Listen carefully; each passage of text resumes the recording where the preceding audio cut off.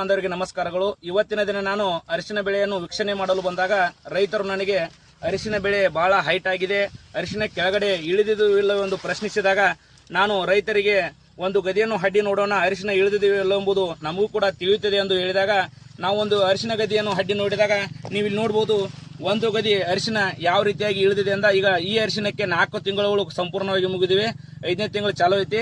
ಈ ಅರಿಶಿನ ಹೆಂಗಾಗಿತ್ತಪ್ಪ ಅಂತಂದ್ರೆ ನೀವು ನೋಡಲ್ಬಹುದು ಇಲ್ಲಿ ಒಂದೇ ಗದಿ ಯಾವ ರೀತಿ ಇಳಿದಿದೆ ಅಂತ. ನಾವು ಇಲ್ಲಿಯವರೆಗೆ ನಿಮಗೆ ಅರಿಶಿನ ಮರಿಗಳ ಸಂಖ್ಯೆ ಬೆಳವಣಿಗೆಯನ್ನು ಮಾತ್ರ ತೋರಿಸ್ತಾ ಇದೆ. ಇವತ್ತಿನ ದಿನ ನಾನು ಈ ಅರಿಶಿನ ಗದಿಯನ್ನು ಹಡ್ಡಿ ನೋಡಿದಾಗ ಒಳ್ಳೆ ರೀತಿಯಾಗಿ ಇಳಿದುದನ್ನು ಕೂಡಿ